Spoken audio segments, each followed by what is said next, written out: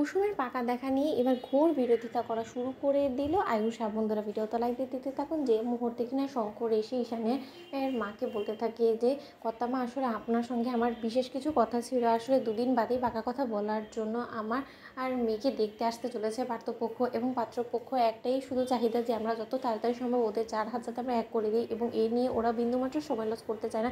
এই বিষয়ে আপনার কি মতামত সেটা জানার জন্যই আসলে এসেছিলাম, এবং আমার যতদূর মনে হয় যে আমারও কোনোভাবেই এই জিনিসটা নিয়ে আর হেলাচেলা করাটা উচিত হবে না। অন্যদিকে যখন ইন্দ্রাণী গাঙ্গুলি বলতে থাকে যে শঙ্কর, এটা তো খুব ভালো কথা এবং শুভ কাজে দেরি কিসের বলো তো, যেখানে কিনা তুমি সকল কিছু যাচাই বাছাই করেই ফেলেছো এবং তোমার যখন পাত্রকে পছন্দ হয়ে গেছে এবং তোমার মেয়েরও যখন সম্মতি নেওয়া হয়ে গিয়েছে, তাহলে তো আমি বলবো যে যত শীঘ্রই সম্ভব তুমি শুভ কাজটা সেরে ফেলো। এবং তোমাকেও একটা খুশির খবর দিয়ে রাখি যে খুব শীঘ্রই আমাদের ঈশান এবং দেবলীনারও এঙ্গেজমেন্ট হতে চলেছে, এবং সেই সকল কিছু একসঙ্গে হয়ে গেলে আসলে সমস্যা হয়ে যাবে। তাই আমি মনে করি যে যত শীঘ্রই সম্ভব ঈশান এবং দেবলীনের এঙ্গেজমেন্টের আগে তুমি বরঞ্চ আশীর্বাদের পর্বটা সেরে ফেলো কুসুম এবং ওর হবু বরের। কি বলো? ঠিক সেই মুহূর্তে যখন আয়ুষ বলতে থাকে যে মা সব কিছু নিয়ে বড্ড বেশি তাড়াহুড়া হয়ে যাচ্ছে না, এবং পাত্রপক্ষের সঙ্গে তো এখনও আমার কোনোভাবে মনে হয় না যে পাত্রের সঙ্গে কুসুমের একা আলাদাভাবে কোনোরকম কোনো আলাপও হয়েছে, এবং কোনোরকম কোনো আলাপ ছাড়াই তারা এক দেখাতে কুসুমকে পছন্দ করে ফেললো এবং কুসুমকে ওরা বোঝার অব্দি চেষ্টা করলো না। এতে করে সব কিছুতে কুসুমের দিকটা কিন্তু আমরা নজরআন্দাজ করে ফেলছি। তুমি নিশ্চয়ই সেই জিনিসটা বুঝতে পারছো। তাই আমি মনে করি যে এইসব জিনিস নিয়ে এত তাড়াহুড়া না করাটাই বেটার।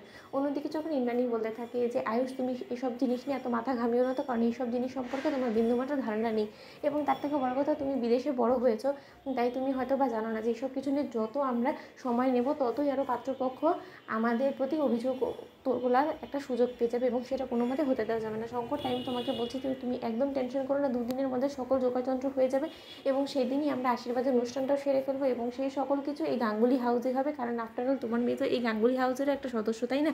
অন্যদিকে যখন আয়ুষ বলতে থাকে যে মা তুমি তার মানে সম্মতি দিয়ে দিচ্ছ, ঠিক সেই মুহূর্তে ইন্দ্রাণী বলতে থাকে যে আয়ুষ, তোমার কাছে একটা গুরু দায়িত্ব আমি তুলে দিচ্ছি, সেটা হলো গিয়ে কুসুমের পছন্দ মাফিক কুসুমকে সকল শপিং তুমি করিয়ে দিবে, এবং প্রত্যেকটা জিনিস যাতে ওর পছন্দ হয় সেই দিকটা তোমাকে খেয়াল রাখতে হবে। অন্যদিকে শঙ্কর বলতে থাকে যে কর্তামা, এমনিতেই আপনি আমাদের জন্য অনেক কিছু করে ফেলেছেন, এর পরবর্তীতে আপনি যদি আরও কিছু আমার মেয়ের বিয়েতে করেন তাহলে তো আমি আপনার এই ঋণ কোনো জীবনও শোধ করতে পারবো না। অন্যদিকে ইন্দ্রাণী বলতে থাকে যে আফটারঅল তোমার মেয়েও তো আমার মেয়ে, তাই না?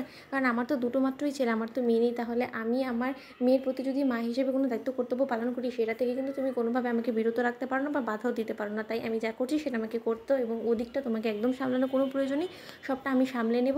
তুমি শুধু তোমার ইচ্ছের কথা প্রকাশ করো আমার কাছে যে তোমার কী কী ইচ্ছা আছে, তুমি তোমার মেয়ের বিয়ের মধ্যে সকল ইচ্ছে পূরণ করবে শঙ্কর, কারণ আমি চাই না যে তোমার মেয়ের বিয়ের মধ্যে কোনো রকম কোনো ত্রুটি থাকুক। অন্যদিকে রাজশেখরও বলতে থাকে যে সেসব নিয়ে তুমি একদম টেনশন করো না, তোমার মেয়ের বিয়ে মানে আমার মেয়ের বিয়ে, এবং সেই সব কিছু আমি ধুমধাম করে করবো, কোনো কষ্ট আমি বাকি রাখবো না, এবং ছেলেপক্ষের কোনো আপত্তি থাকবে না। তোমরা লাইক এন্ড শেয়ার করে সাবস্ক্রাইব করো।